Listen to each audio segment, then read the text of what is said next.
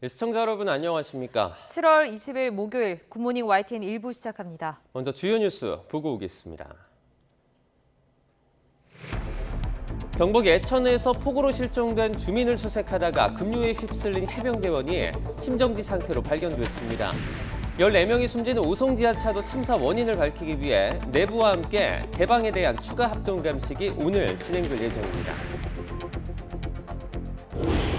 국민의힘 윤리위원회는 오늘 폭우 골포 논란을 빚은 홍준표 대구시장에 대한 징계 절차 개시 여부를 결정합니다. 주말 개인 일정에서 문제 없다던 홍 시장은 싸늘한 여론에 결국 어제 기자회견을 열고 사과했습니다. 이번 수해로 농경지 피해가 잇따르면서 신선 채소 도매 가격이 한 달 만에 3배 정도 뛰었습니다. 정부는 가격이 급등한 5개 품목에 대해서 오늘부터 할인 쿠폰을 지원합니다. 윤석열 대통령이 우리나라에 기항 중인 미국의 전략핵 잠수함 SSBN의 승선에 한미는 북핵 위협에 압도적으로 결연히 대응할 것이라고 강조했습니다. 우리나라와 미국, 일본 북핵 수석 대표는 오늘 일본에서 만나 북핵 대응 방안을 논의합니다. 서울 서초구에서 1학년 담임을 맡고 있는 20대 초등학교 교사가 교내에서 숨진 채 발견돼 경찰이 수사에 나섰습니다. 서울 양천구 초등학교 교실에서 이 교사가 학생에게 폭행을 당해 전치 3주를 받은 사건과 관련해서는 교사들이 엄벌 탄원서를 제출했습니다. 내륙 대부분 지방에 폭염주의보가 내려진 가운데 오늘도 서울과 대구의 낮 기온이 33도까지 오르는 등 찜통더위가 기승을 부리겠습니다. 주말에 다시 장마가 시작되면서 수도권과 강원도 등 중북부 지방에 극한 호우가 쏟아질 가능성이 큽니다. 네, 첫 소식입니다. 경북 예천에서 폭우로 실종된 주민을 수색하다가 급류에 휩쓸려 실종된 해병대원이 야간 수색 도중에 숨진 채 발견됐습니다. 네, 실종된 지 14시간 만입니다. 엄윤주 기자가 전해드립니다. 군복을 입은 군인들이 구급차 앞에 늘어서 있습니다.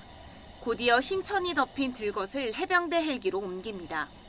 경북 예천에서 폭우로 실종된 주민을 수색하다 급류에 휩쓸려 실종된 해병대원 A일병입니다. 앞서 A일병은 어젯밤 11시 8분쯤 내성천 고평교 하류 400m 지점에서 숨진 채 발견됐습니다. 인력 270여 명과 장비 30대를 현장에 투입해 야간 수색을 벌인 지 4시간여 만입니다. 그 야간 수색하다가 드론이 발견했다 하는데. 심정지 상태였던 거죠, 발견 당시에? 그렇죠. A일병은 헬기를 이용해 소속 부대가 있는 경북 포항 군병원으로 이송됐습니다. 인간띠를 만들며 실종자 수색 작전에 투입된 A일병은 구명조끼조차 없이 맨몸으로 작전에 투입됐습니다. 구명조끼 얼마나 한다고 그거 구명조끼 아니 그거 수영시키냐고 무슨 이 비싼 거가 있는데 뭐 살인 아니면 이거 살인인데. 이와 관련해 군 수사기관은 정확한 사고 경위를 조사할 예정입니다. 또 해병대 안전단도 호우 피해 복구 작전에 투입된 부대의 안전 분야에 대해 전반적으로 점검하고 보완할 방침입니다. YTN 엄윤주입니다.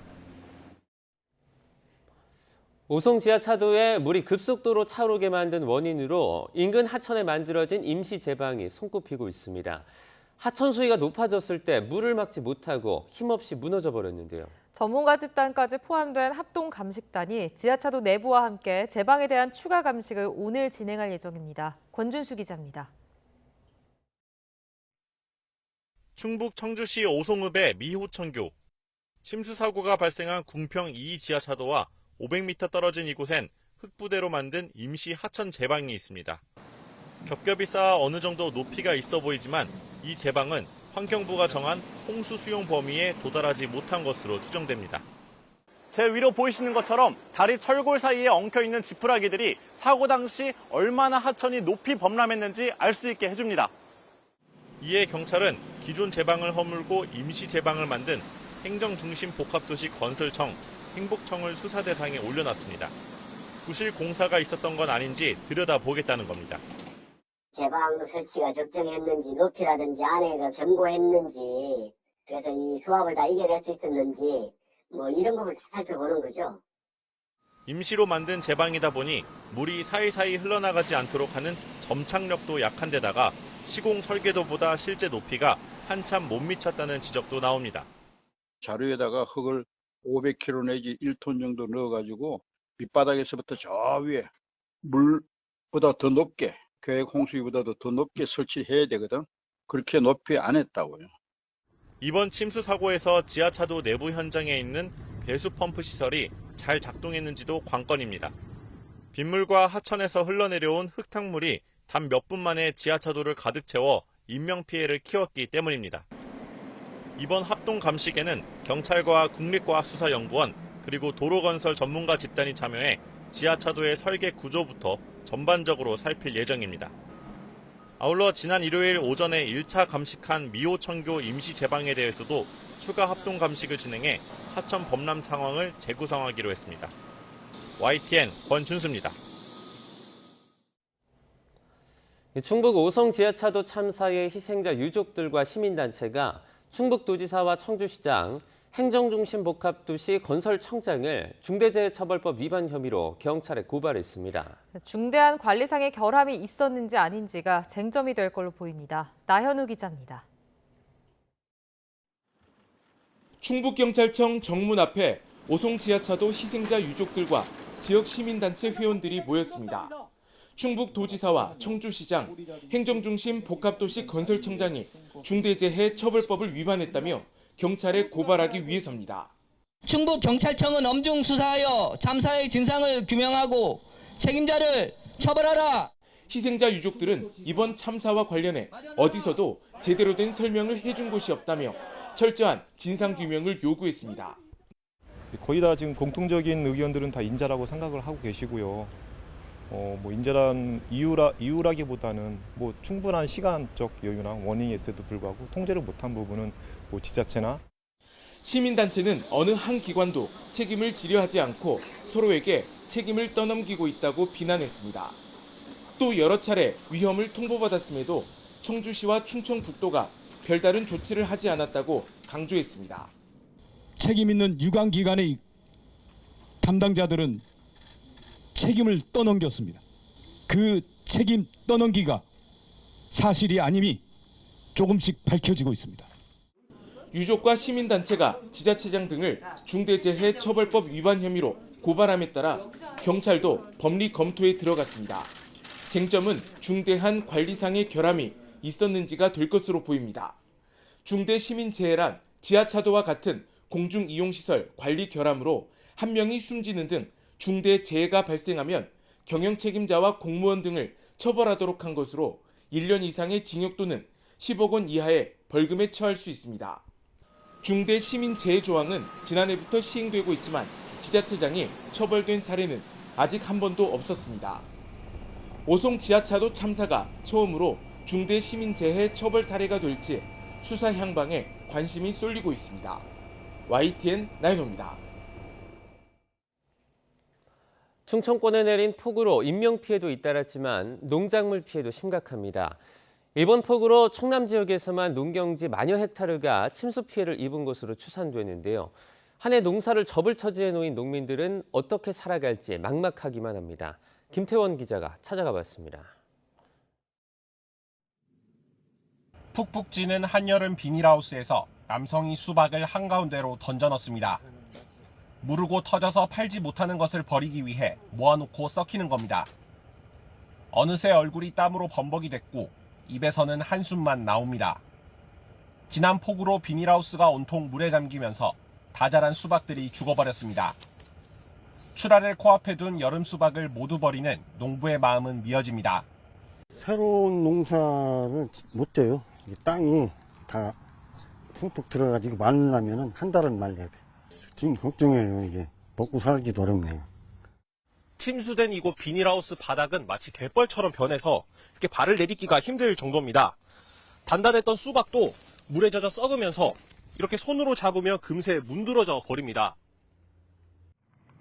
출하를 불과 하루 앞뒀던 애호박이 지금은 말라 비틀어져 형체도 안 보일 정도입니다. 전부 걷어낸 뒤 다시 농사를 짓더라도 들어찼던 오수 때문에 좋은 작황을 기대하기는 어렵습니다. 병충해는 이렇게 되면 엄청 많아지는 거예요. 왜냐하면 이 물이 깨끗한 물이 들어오는 게 아니고 뭐 우수, 물 해가 썩은 물 다 오잖아요 이게. 근처 청양군의 상황은 더 심각합니다. 폭우로 제방이 무너지면서 빗물이 천장까지 들어찼던 비닐하우스는 위로는 뼈대만 남았고 아래는 아직 물바다입니다.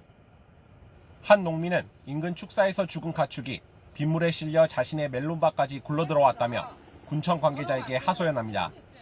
저는 저게 1년 먹고 사는 내 생계예요. 올해 저거 복구해서 농사 지을 수 있어요? 뭐 군수님이 돈 주실래요? 먹고 살 돈 좀 해달란 말이에요. 해달라고. 애써 키운 농작물을 버리는 것도 마음 아프지만 무엇보다 시설이 언제 복구될지도 알 수 없다 보니 그만 포기하고 싶은 마음이 들 정도라고 농민들은 말합니다. 올해 다시 농사 짓는다는 건 불가능하고 참담하죠 뭐 상황이. 농사 포기하시는 분들도 덜어는 생길 것 같고. YTN 김태원입니다. 이번 집중호우로 피해를 본 농작물 재배지가 여의도 면적의 100배가 넘습니다. 채소값이 치솟는 가운데 정부가 오늘부터 가격 급등 품목의 할인 쿠폰을 지원합니다. 이승은 기자입니다. 정부가 집계한 농경지 피해는 3만 3천여 헥타, 서울 여의도 면적의 114배에 이릅니다. 특히 충남과 전북 등지 상추와 멜론 재배시설 피해가 큽니다. 폐사한 가축은 닭을 중심으로 80만 마리에 육박합니다.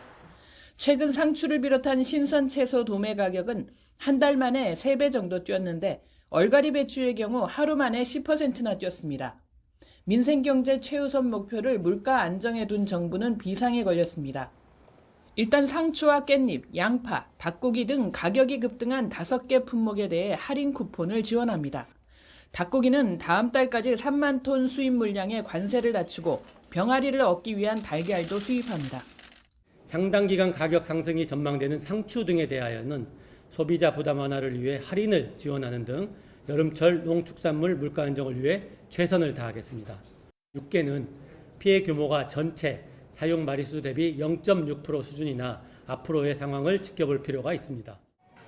앞으로 폭염과 태풍 등 기후뿐만 아니라 다른 악재도 줄줄이 겹쳐서 추석 물가도 우려됩니다. 우유값도 곧 인상될 것으로 보이고 흑해 곡물 협정 중단으로 국제 곡물가도 들썩이고 있습니다. 서울시가 다음 달부터 시내버스 기본요금을 1,500원으로 올리기로 하는 등 지방자치단체 공공요금 인상도 기다리고 있습니다. 수해 현장을 방문한 추경호 부총리는 물가가 9월까지 변동성을 보이다 10월 이후 2%대로 돌아올 것으로 전망했습니다. 그러면서 추경 편성보다는 빨리 현장을 복구하는 것이 급선무라고 강조했습니다.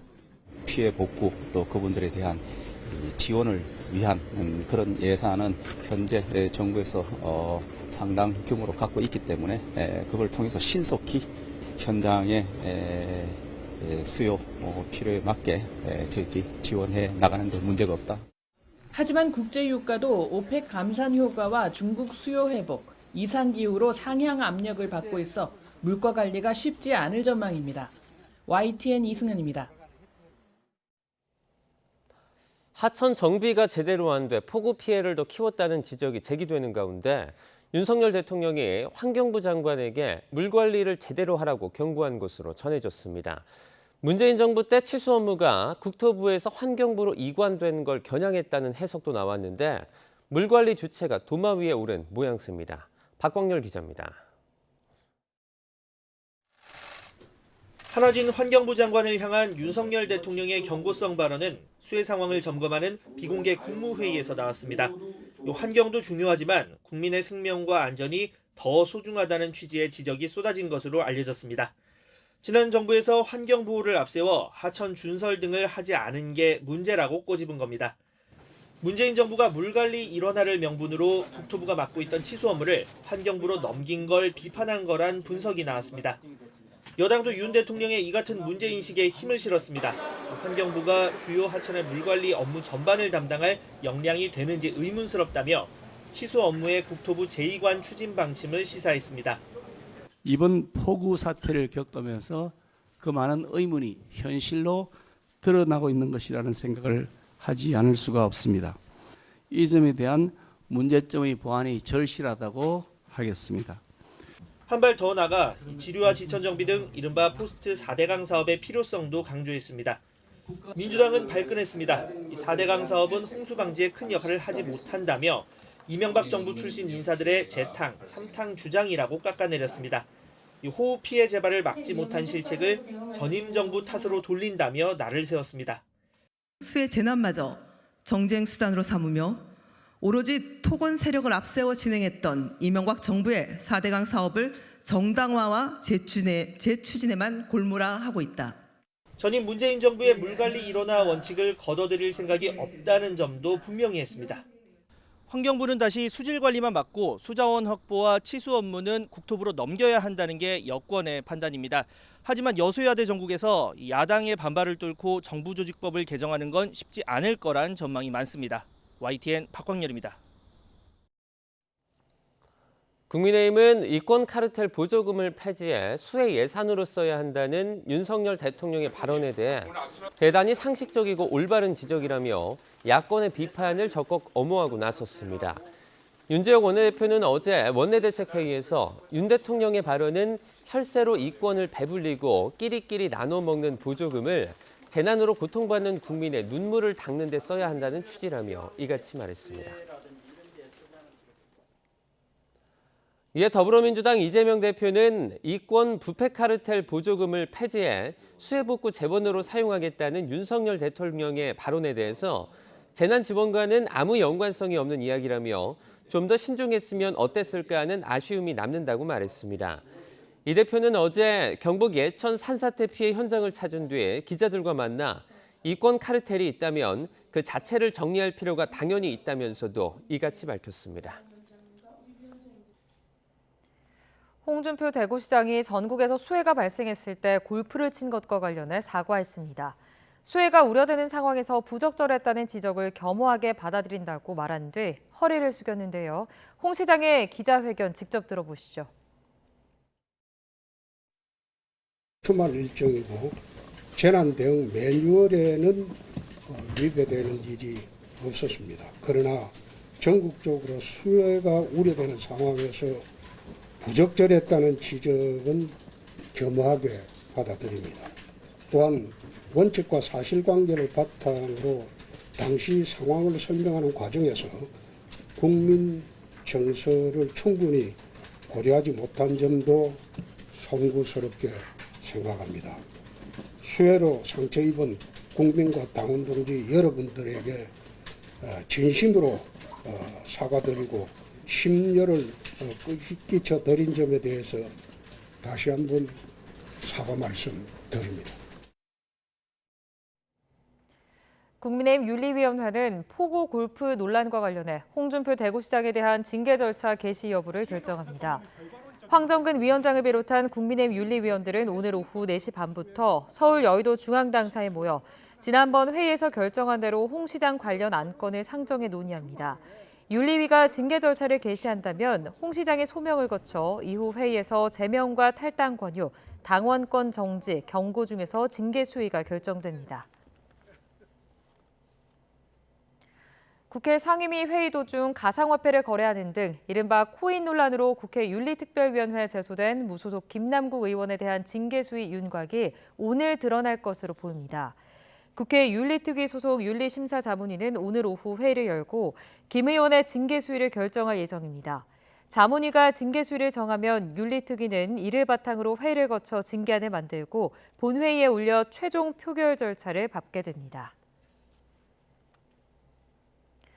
쌍방울 대북 불법 송금 의혹에 연루된 이화영 전 경기도 평화부지사가 이재명 당시 경기지사에게 관련 사안을 보고했다며 기존 진술을 뒤집었다는 보도에 대해 이재명 대표는 검찰이 정치를 하고 있다고 비판했습니다. 민주당도 검찰이 또 조작 수사에 나섰다고 반발하며 당 차원의 대응을 나섰는데 다음 달 이 대표에게 추가 영장이 날아들지 촉각을 곤두세우고 있습니다. 김경수 기자입니다. 수해 현장 행보로 경북을 찾은 이재명 대표는 이화영 전 경기부지사의 검찰 진술 번복 보도에 구체적 언급은 자제했습니다.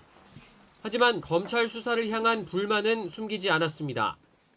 검찰이 수사를 해야 되는데 자꾸 정치를 하고 있는 것 같습니다. 이 부분에서 또 추가적으로 지금 뭐 수재 상황에서 이 대표 측 관계자는 당시 당선 무효형이 선고된 상태였던 이재명 지사를 위해 기업이 법을 어겨가며 북한에 송금한다는 건 정황상 말이 안 된다고 반박했습니다. 합법적인 경기도 예산이 있는데 무리하게 불법 송금을 할 이유도 없다고 선을 그었습니다. 민주당 차원의 반발도 잇따랐습니다. 민주당 검찰 독재 정치 탄압 대책위는 검찰이 또 일방적 진술을 언론에 흘려 범죄자로 낙인 찍기를 한다며 고위공직자 범죄 수사처 고발을 검토하기로 했습니다. 민주당 법률위원회와 인권위원회는 검찰의 회유와 압박이 있었다는 이화영 전 부지사 배우자의 탄원서가 들어왔다며 진상 파악에 나서기로 했습니다. 이 부지사에게도 허위 진술을 회유, 압박하고 있다는 내용이 바로 그 충격 그 자체라고 할 것입니다. 탄원서는 윤석열 검찰 독재의 민낯을 고스란히 드러내고 있습니다. 국민의힘은 이 대표가 직접 대북 송금 의혹의 진실을 밝히라며 압박 수위를 높였습니다. 전날 민주당이 정당한 영장 청구에 한해 불체포 특권을 포기하기로 결의한 것을 두고도 이 대표 방탄을 위한 꼼수라고 비난했습니다. 체포영장의 심사는 사법부인 법원이 할 문제입니다. 더불어민주당이 스스로 셀프 심사할 자격을 누구도 주지 않았습니다. 이재명 대표는 정당한 영장 청구 시라는 셀프 심사를 이유로 방탄 뒤에 숨어서는 안 됩니다. 이르면 국회가 열리지 않는 8월 초에 검찰이 이재명 대표 영장 재청구에 나설 거란 전망도 나오고 있습니다. 이 대표가 국회 연설에서 공언한 대로 불체포 특권을 포기하고 영장 심사를 받을지 관심이 쏠립니다. YTN 김경수입니다. 서울의 한 초등학교 교사가 교내에서 숨진 채 발견돼 경찰이 수사에 나섰습니다. 서울시 교육청은 그제 오전 서초구의 한 초등학교에서 1학년 담임을 맡고 있는 20대 교사가 교내에서 숨진 채 발견됐다고 밝혔습니다. 그러면서 사망 원인은 아직 파악이 끝나지 않았다며 학교 구성원의 심리정서 안정과 학교의 정상적인 교육 활동을 위한 지원 조치를 모색 중이라고 설명했습니다. 이에 대해서 교사노동조합 연맹은 성명서를 내고 해당 교사가 1학년 담임과 학교폭력 업무를 담당한 것으로 알려졌다며 교육당국과 경찰당국에 성역 없는 진상조사와 수사를 촉구했습니다. 서울의 한 초등학교 교사가 학생에게 폭행을 당해 전치 3주 진단을 받은 데 대해서 교사들이 엄벌 탄원서를 제출했습니다. 서울교사노조는 지난달 30일 서울 양천구의 한 초등학교 6학년 교실에서 담임교사가 제자에게 무차별 폭행을 당해 전치 3주의 진단이 나왔지만 피해 교사 치유와 교권 회복 조치가 제대로 진행되지 않고 있다고 비판했습니다. 가해 학생은 정서행동장애 학생으로 특수반 수업을 듣고 있었는데 지난 3월에도 한 차례 해당 교사를 폭행했던 것으로 전해졌습니다. 전세 보증금을 돌려주지 않을 목적으로 처음부터 파산을 계획했던 공인중개사 일당이 경찰에 붙잡혔습니다. 이들에게 피해를 본 세대만 150여 세대고 떼인 보증금은 300억 원이 넘습니다. 윤태인 기자입니다. 가정집에 들어와 남성의 신원을 확인한 경찰. 곧이어 임대차 계약서와 컴퓨터 저장 장치를 압수하겠다고 알립니다.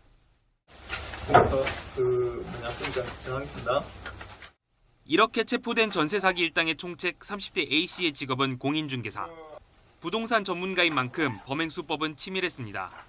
먼저 계약을 직접 진행할 중개보조원과 바지 임대인을 모집하고선 전세값을 매매가 수준으로 부풀린 뒤 세입자가 낸 보증금으로 부동산 매매 대금을 치르는 이른바 동시진행 방식을 썼습니다. 부풀린 보증금으로 매매 대금을 치르면 남는 차익을 챙기거나 건축주에게서 사례비를 방식으로 이익을 얻었습니다. 집의 소유권은 바지 명의자에게 넘기고 파산 신청을 준비했습니다. 전세 계약이 끝나기 전에 파산 신청을 하면 주택도시보증공사가 보증금 반환 의무를 진다는 점을 노린 겁니다. 일당이 재작년 7월부터 1년 반 동안 집을 사들여 임대하면서 세입자 153대로부터 떼먹은 돈은 353억 원에 이릅니다. 대리인 통해서 했다는 게 많이 이상했던 것 같아요. 이 전세가가 생각보다 이제 좀 많이 높고 뭔가 매매가와 이렇게 차이도 별로 없다는 게. A씨 등 9명을 붙잡아 이 가운데 3명을 구속한 경찰은 이들에게 보증금을 돌려줄 계획이 처음부터 없었던 것으로 보인다며 사기와 범죄 집단 조직죄를 적용해 검찰에 넘기기로 했습니다. 또 전세 사기에 이용된 부동산을 마음대로 팔 수 없도록 몰수 보전을 신청했습니다. 경찰은 범행에 가담한 중개보조원 20여 명에 대해서도 수사를 이어갈 방침입니다. YTN 윤태인입니다. 윤석열 대통령이 우리나라에 기항 중인 미국의 전략핵 잠수함 SSBN을 직접 찾아 승선했습니다. 북한의 핵 미사일 위협에 동맹의 압도적인 전력을 과시하며 경고장을 보낸 셈입니다. 임성재 기자입니다.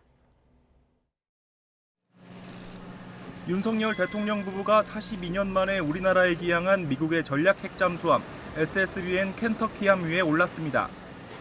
외국 정상으론 처음으로 SSBN에 승선한 겁니다. 윤 대통령은 SSBN 내부에 들어가 성능 보고를 받기 전 미 전략자산의 정례적 전개로 북핵 위협에 압도적이고 결연히 대응할 것이라고 강조했습니다. 켄터키함의 전개는 미국의 전략자산을 정례적으로 전개하고 확장 억제 실행력을 강화하기 위한 한미 양국의 의지를 잘 보여주고 있습니다. 수중 배수량 18,750톤에 길이 170m, 폭 13m로 세계 최대 크기 잠수함 중 하나인 미 켄터키함. 물속에서 25노트, 시속 약 46km 이상으로 은밀히 항해할 수 있고 승조원 150여 명이 탑승합니다. 무엇보다 위협적인 건 20여 기나 적재할 수 있는 SLBM, 트라이던트2 탄도 유도탄입니다. 최대 사거리만 무려 12,000km로 한 기당 8개에서 14개 핵탄두를 장착할 수 있습니다. 사실상 미국 본토에서 북한 전역을 파괴할 수 있는 미사일을 발사할 수 있습니다. 이런 잠수함이 보란듯이 한반도에 기항한 건 북한에 보내는 경고장과 같습니다. To ensure any nuclear attack by the DPRK against the ROC would be met with a swift, overwhelming, and decisive response. 한미 핵협의그룹 NCG 첫 회의에서도 북한의 핵 공격은 정권 종말을 의미한다는 점을 분명히 한 상황. 군 당국은 켄터키함이 우리나라에 머무는 동안 미국 확장 억제 실행력 강화 방안을 논의할 예정입니다. YTN 임성재입니다. 우리나라와 미국, 일본 북핵 수석 대표가 오늘 일본에서 만나 북핵 대응 방안을 논의합니다. 김건 외교부 한반도 평화교섭본부장과 성김 미국 대북특별대표, 후나코시 다케이로 일본 외무성 아시아 대양주국장은 나가노현 가로이자와에서 3국 북핵 수석대표 협의를 진행합니다. 한미일 북핵 수석대표의 대면 협의는 지난 4월 서울에서 열린 이후 약 석 달 만으로 최근 한반도 정세 평가를 공유하고 대응책을 모색할 계획입니다. 판문점에서 무단으로 월북한 미군 병사 트래비스 킹이 북한에 군사 정보를 넘길 가능성이 있다고 CNN이 보도했습니다. CNN은 킹 이병이 사병으로서 최고 수준의 정보에 접근했을 것 같진 않지만 미군 부대에 있었다는 것만으로도 기지 배치와 병력 수 같은 정보를 제공할 수 있다고 전했습니다. 또 킹 이병은 1982년 이후 군사 분계선을 넘어 북한으로 도주한 첫 미군으로 추정된다며 북한 입장에서 최고의 협상 카드이며 선전 목적으로 이용할 수도 있다고 관측했습니다. 러시아가 점령 중인 크림반도와 러시아 본토를 잇는 크림대교가 공격당한 뒤 우크라이나 남부 전선에서 양측의 교전이 격화하고 있습니다. 러시아가 이틀 연속 오데사에 대해 보복 공습을 가하고 우크라이나는 크림반도의 러시아군 훈련장을 공격했습니다. 김원배 기자가 보도합니다. 우크라이나 흑해 연안의 항구 도시인 오데사에 러시아가 이틀 연속 대규모 공습을 가했습니다. 우크라이나군 남부작전사령부는 오데사 지역에서 최소 12명의 민간인이 부상했다고 밝혔습니다. Не спал, повезло. На втором этаже живу. Увидел красное окно, что вспышку увидел, среагировал, успел спрыгнуть за кровать, и повылетали все. 우크라이나 공군은 오데사 지역에서 63기의 목표물 중 자폭 드론 23기와 순항 미사일 14기 등 37기를 요격했다고 밝혔습니다. 러시아는 지난 17일 크림 대교에서 폭발이 일어나 2명이 숨지고 차량용 교량 일부가 붕괴한 사건과 관련해 우크라이나를 배후로 지목하고 대대적 보복 공습을 가했습니다. 특히 오데사는 흑해 곡물 협정에 따라 우크라이나 곡물이 해상으로 수출되는 핵심 항만으로 이틀 연속 대규모 공습을 받았습니다. 러시아의 공습에 맞서 우크라이나도 맞대응에 나섰습니다. 러시아가 점령 중인 크림반도의 키로브스케 지역 군사훈련장에서는 대형 폭발에 이은 화재가 발생해 2천여 명의 주민이 대피하고 주요 고속도로가 폐쇄됐습니다. 러시아 당국은 정확한 사건 경위를 밝히지 않았으나 러시아 보안 당국과 밀접한 텔레그램 채널들은 우크라이나의 야간 공습으로 인해 탄약고가 폭발했다고 전했습니다. 우크라이나는 사건 직후 공습 사실을 공식적으로 인정했습니다. 키릴로 부다노우 우크라이나 국방부 군사정보국장은 성명에서 크림반도에 대한 작전이 성공적으로 수행됐다며 적이 피해 정도와 사상자 규모를 은폐하고 있다고 밝혔습니다. 우크라이나가 크림반도에서 일어난 사건과 관련해 공격 사실을 즉시 인정한 것은 매우 이례적입니다. YTN 김원배입니다.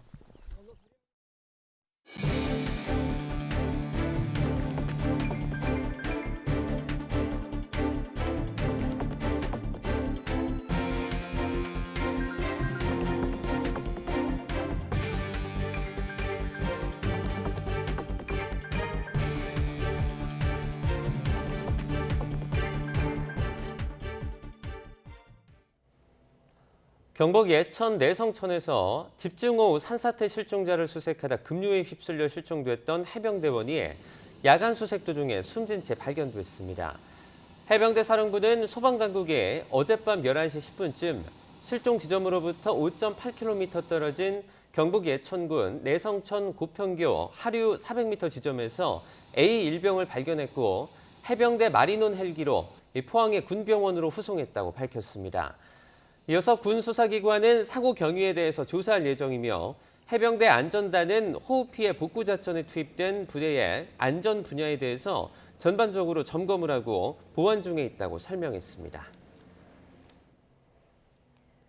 경찰이 오송 지하차도 사고의 침수 원인으로 추정되는 미호천교 인근 제방의 발주처와 시공사를 대상으로 수사에 나섭니다.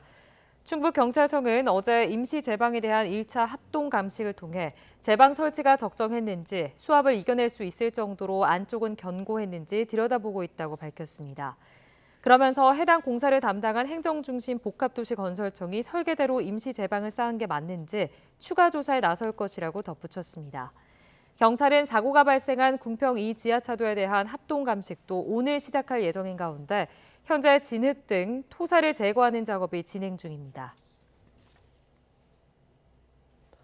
경북 피해 지역에 대한 복구 작업이 본격적으로 시작됐습니다. 수해 지역 곳곳에서 하천을 정비하고 도로를 고치면서 일상 회복의 첫걸음을 내디뎠습니다. 이윤재 기자가 현장을 다녀왔습니다. 중장비를 실은 트레일러가 하나둘 모입니다. 군에서 폭우 피해 지역으로 보낸 장비들입니다. 열을 맞춰 기다리는 중장비는 출동 명령이 떨어지기만을 기다립니다. 이곳에 모인 지원 병력과 중장비들은 예천군 수해 지역 곳곳으로 이동해 긴급 복구 작업에 나서게 됩니다. 사과밭과 축사 흔적만 남은 곳에서 굴착기 2대가 잔해 더미를 정리합니다. 한눈에 들어오지도 않을 만큼 넓은 산사태 피해 면적을 따지면 장비와 인력이 턱없이 부족합니다. 내리쬐는 햇볕도 작업을 방해하지만 수마가 핥힌 흔적을 없애려고 분주하게 움직입니다. 비가 오고 오늘은 날씨가 30도에 육박하는 등 기상적인 어려움이 많지만 내 가족이 지금 재난에 직면했다는 생각으로 지금 저희는 최선을 다해서 재난 복구에 삶의 터전을 잃은 농민은 장병들이 내민 손길에 다시 힘을 냅니다. 해병대하고 육군 부대하고 들어와가지고 이틀 동안 한 80여 명 지원받아가지고 지금 복구하는 데 많은 도움이 지금 되고 있습니다. 쏟아져 내린 토사에 도로가 끊겨 1km 넘게 걸어야 도착할 수 있는 백성리 마을. 흙을 걷어내고 나무를 치워낸 끝에 겨우 길을 뚫었습니다. 다시 열린 길을 따라 인력과 장비가 들어오면서 본격적인 복구가 시작됩니다. 아이고 들어가도 못해요. 아주 뭐 거리 올라가면 그 큰 나무 있지요. 나무 있는데 그거로 쫙 다 엎어졌잖아요. 길이 빨리 돼가지고 이든동 저기 되면 좋겠네요. 아직 장마는 끝나지 않았지만 잠시 멈춘 비와 함께 맑은 날씨가 이어지면서 일상 회복의 희망이 담긴 복구 작업이 속도를 내기 시작했습니다. YTN 이윤재입니다. 울산 울주군 온양읍 남창천에서 실종된 50대 남성이 결국 숨진 채 발견됐습니다. 울산소방본부는 어제 오후 4시쯤 울산 울주군 남창리 잠수교에서 300m 떨어진 곳에서 A씨의 시신을 수습했다고 밝혔습니다. A씨는 그제 저녁 7시쯤 울산 울주군 남창천 다리를 건너다 물에 빠졌습니다. 경찰은 A씨가 폭우로 물이 불어난 남창천을 건너다가 사고를 당한 것으로 보고 정확한 경위를 조사하고 있습니다. 수도권에는 올여름부터 시간당 50mm 이상의 물폭탄이 쏟아지면 극한호우 재난 문자가 발송됩니다. 취약 시간대에 국민의 생명을 구할 수 있는 중요한 수단인 만큼 전국 확대를 서둘러야 한다는 목소리가 나옵니다. 김민경 기자입니다. 수도권에 벼락과 함께 쏟아지기 시작한 비. 피해가 우려될 정도의 호우로 변해가자 경고음과 함께 재난 문자가 울립니다. 단순히 비가 많이 오는구나 정도로만 생각했었는데 갑자기 알림이 울리면서 저희 동네에 시간당 몇 밀리미터의 강한 비가 내리고 있어 침수가 우려된다 이런 문자가 오니까 올여름 수도권에 시범 적용 중인 극한호우 재난 문자입니다. 시간당 50mm 이상의 비가 내리고 동시에 3시간 누적 강수량이 90mm를 넘는 경우 수도권 읍면동에 발송됩니다. 다른 지역은 아직 극한호우 재난 문자를 받지 못합니다. 하지만 이번 장마 기간 수도권 이외 77개 지역에서도 발송 조건을 웃도는 폭우가 쏟아졌습니다. 극한호우 재난 문자를 받았다면 생명을 구하거나 피해를 줄일 수도 있었다는 얘기입니다. 장마 이후에도 극한호우가 내릴 가능성은 큽니다. 내년으로 예정된 재난 문자 전국 확대를 앞당길 필요가 있습니다. 호우로 인한 인명피해를 줄일 수 있는 중요한 열쇠가 될 수 있기 때문입니다. 재난 문자를 당장 확대하기에는 기상청 상황도 여의치 않습니다. 전국 9곳 지방청에서 재난 문자 발송을 결정할 수 있는 훈련된 예보 인력이 추가로 필요하기 때문입니다. 취약 시간대 재난 상황을 인지하고 생명을 구할 수 있는 재난 문자를 최대한 빨리 확대하기 위해 각 부처의 협력과 지혜가 필요합니다. YTN 김민경입니다. 전국을 강타한 집중호우의 여파로 열차 운행이 엿새째 차질을 빚고 있는 가운데 이르면 오늘부터 운행이 단계적으로 정상화될 걸로 보입니다. 코레일은 선로 안전점검을 통해 운행에 차질이 없으면 현재 시속 90km에서 230km로 서행하던 KTX를 정상 속도인 시속 300km로 운행할 예정이라고 밝혔습니다. 일반 열차의 경우 일부 구간 선로가 아직 불안정해 이르면 내일부터 운행이 재개될 걸로 보입니다. 다만 비 피해가 커 선로가 유실된 영동선과 충북선은 복구에 최소 2달이 걸릴 것으로 보입니다.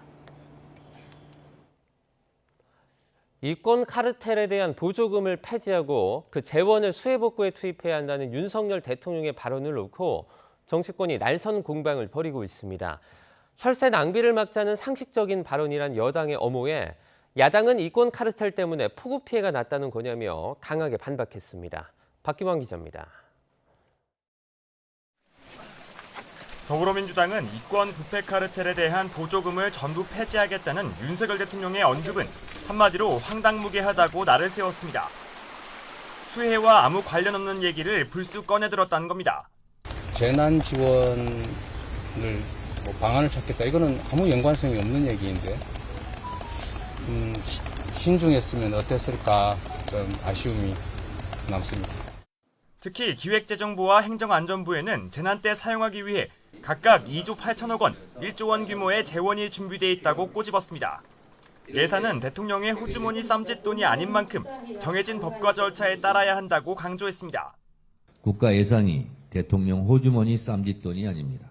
수재민들은 하루가 급한데 어느 세월에 그 돈으로 피해 복구를 한단 말입니까? 대통령이 재난 상황마저 정쟁의 소재로 삼고 있다고 공세 수위를 높였는데 국민의힘은 반박했습니다.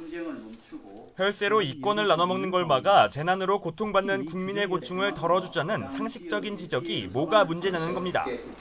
특히 대통령의 언급은 앞으로 예산 편성 과정에서 방만하게 집행된 보조금을 없애 재난안전사업에 더 많은 재원을 투입할 수 있도록 하겠다는 거라고 엄호했습니다. 방만하게 집행됐던 정치적 보조금을 폐지해 복구와 재난안전 시스템 업그레이드에 쓰겠다는 것입니다.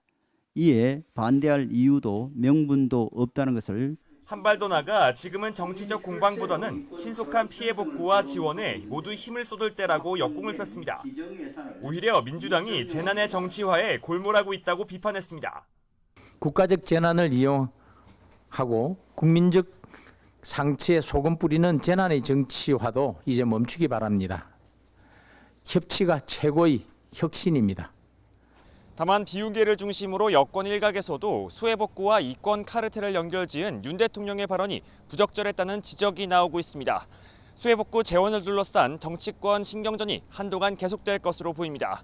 YTN 박견입니다. 더불어민주당 이재명 대표는 전국적인 수해 복구와 민생경제 회복을 위해 조속한 추가 경정 예산 편성이 필요하다며 정부 여당의 협력을 거듭 촉구했습니다. 이 대표는 어제 경북 안동에서 개최한 현장 최고위원회의에서 국가적 재난 사태에 걸맞는 특단의 대응이 필요하다며 이같이 말했습니다. 국민의힘 윤재욱 원내대표는 7월 임시국회에서 수해 관련 대응 법안을 최우선 처리하자고 야당에 제안했습니다. 윤 원내대표는 지난해 폭우 피해 뒤에 예방책 관련 법안이 발의됐지만 국회에서 아직 통과시키지 못한 건 여야 모두 반성해야 할 부분이라며 이같이 밝혔습니다.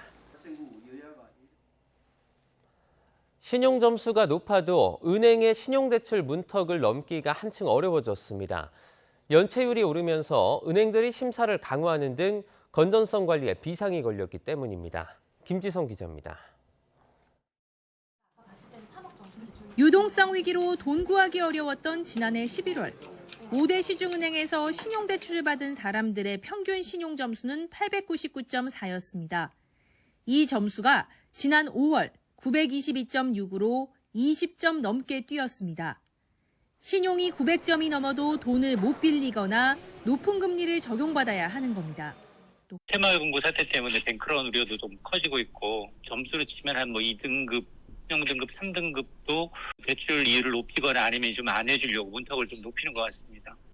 은행권의 가계신용대출 평균 신용점수는 줄곧 상승세입니다.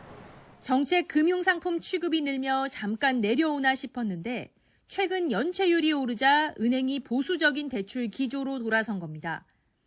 특히 신용대출의 경우 주택담보대출보다 연체율이 높고 상승 속도도 빨라 건전성 관리에 경고 등이 켜졌습니다. 은행권에서는 연체율 관리가 중요한 이슈로 떠오르고 있어 저신용자에 대한 대출 심사를 강화할 경우 전체 대출자의 평균 신용 등급과 점수가 상승할 수 있습니다. 중저신용자는 제2금융권으로 밀려나거나 아예 대출 자체가 어려울 수 있습니다. 이에 따라 돈이 시급한 경우 불법 사금융을 찾을 위험이 한층 커질 수밖에 없습니다. YTN 김지선입니다. 어젯밤 9시 50분쯤 전북 김제 성덕면에 있는 도로에서 달리던 택시가 승용차와 부딪혀 10m 아래로 추락했습니다. 다행히 다친 사람은 없는 것으로 파악됐습니다. 경찰은 택시기사가 사고가 난 뒤에 브레이크를 밟지 못해 추락한 것으로 보고 정확한 사고 경위를 조사하고 있습니다. 어젯밤 11시 20분쯤 인천 서구 중봉대로에서 달리던 차량이 충격 흡수대를 들이받았습니다. 사고 충격으로 차량이 전복되면서 60대 남성 운전자가 다쳐 병원으로 옮겨졌습니다. 경찰은 차를 몰다가 졸았다는 운전자의 진술을 토대로 사고 경위를 조사하고 있습니다. 7월 20일 목요일 미리 보는 오늘입니다. 택시기사를 살해하고 도주했다가 16년 만에 잡힌 일당에 대한 1심 선고가 오늘 내려집니다. 이들은 지난 2007년 7월 인천시 남촌동에 있는 도로 인근에서 택시기사를 흉기로 살해한 뒤 현금 6만 원을 빼앗아 달아난 혐의로 재판에 넘겨졌습니다. 법률 서비스 플랫폼 로톡 가입 변호사를 징계한 대한변호사협회와 처분이 정당했는지에 대한 법무부의 판단이 오늘 이뤄집니다. 법무부는 오늘 오후 3시 로톡 가입을 이유로 변협으로부터 견책이나 과태료 처분을 받은 변호사들의 징계위원회를 엽니다. 책을 정가의 일정 비율 이상 더 싸게 팔 수 없도록 하는 도서정가제가 위헌인지에 대한 헌법재판소의 판단이 나옵니다. 헌법재판소는 오늘 오후 작가 A씨가 출판문화산업진흥법 조항 등에 대해는 위헌 확인 사건의 선고를 진행합니다. 사우디아라비아 네옴시티의 비전을 보여주는 전시회가 오는 26일 막을 올립니다. 아시아에서 네옴 전시가 열리는 건 처음인데요. 국토교통부는 오늘 정오부터 서울 동대문 디자인 플라자 DDP에서 열리는 전시회 입장 예약을 온라인으로 받는다고 밝혔습니다. 32개 나라가 출전해 여자 축구 세계 최강팀을 가리는 여자 월드컵이 오늘 오후 뉴질랜드와 노르웨이의 개막전을 시작으로 한 달간의 열전에 돌입합니다. 사상 처음으로 호주와 뉴질랜드 두 나라가 공동 개최하는 이번 월드컵에서 H조에 속한 우리나라는 25일 조별 예선 첫 경기를 치릅니다. 지금까지 미리 보는 오늘이었습니다. 프로야구가 짧은 올스타 브레이크를 끝내고 내일 후반기 일정을 시작합니다. 두산의 연승 행진과 LG SSG의 1, 2위 대결에 큰 관심이 쏠립니다. 보도에 이지은 기자입니다. 절반을 달려온 KBO 리그. 후반기 첫 관전 포인트는 두산 베어스의 연승 행진입니다. 7월 무패 9연승, 3위까지 치고 올라온 상황. 광주 원정에서 최다 연승 타이 10연승에 도전합니다. 전반기 때 두산 베어스는 이제 예행 연습이라고 생각을 하셨으면 좋겠습니다. 후반기에 더 좋은 모습, 더 달라진 두산 베어스가 될 수 있도록 정말 최선을 다해서 좋은 경기력으로 찾아뵙겠습니다. 잠실에서는 LG SSG의 미리 보는 한국 시리즈가 열립니다. 전반기 엎치락뒤치락 끝에 2.5게임 차로 SSG를 따돌리고 선두를 달리는 LG. 시즌 전적도 6승 2패로 앞서고 있습니다. SSG는 홈런 선두 최정과 에레디아의 복귀로 전력을 보강하고 추격에 시동을 겁니다. 타격은 좋아지고 있고 그리고 투수들이 조금 지금 선발들이 사실 조금 힘든 시기를 지금 보내고 있는데 다시 한번 준비 잘해서 선발들이 조금 힘내면 후반기에도 좀 좋은 모습으로 경기를 할 거라고 저는 생각하고 있습니다. 2강 7중 1약 구도에서 혼전의 중위권 싸움도 계속됩니다. 렉스와 스트레일리를 떠나보내고 구드럼과 윌커슨을 영입하는 승부수를 던진 롯데는 7연패에 빠진 키움과 맞붙습니다. 여름 들어 무서운 기세로 반등 중인 8위 하나는 홈에서 NC 에이스 패디를 상대하고 꼴찌 삼성은 KT와 만납니다. YTN 이지은입니다. 장마가 주춤하는 사이 찜통더위가 찾아왔습니다. 전국 대부분 지역에 폭염특보가 내려진 가운데 낮 동안 기온이 크게 올라 덥겠는데요. 오늘 서울의 한낮 기온은 33도, 광주와 대구도 33도 선까지 지속했고요. 그 밖의 지역도 체감 온도가 33도를 웃도는 곳이 많겠습니다. 오늘도 전국이 대체로 맑겠지만 아침까지는 곳곳에 안개가 짙게 끼겠고요. 낮 동안에는 자외선이 무척 강하겠습니다. 또 오후에는 대기 불안정이 심해지며 강원과 남부 내륙에 요란한 소나기가 지나겠는데요.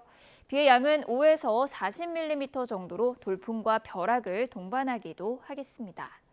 내일도 무더위 속에 내륙에는 소나기가 지나겠고요. 주말부터는 다시 전국에 장맛비가 내릴 전망입니다. 지금까지 날씨 정보였습니다. 이상으로 굿모닝 YTN 1부 마칩니다. 잠시 후 2부가 이어집니다. 시청해주신 여러분 고맙습니다.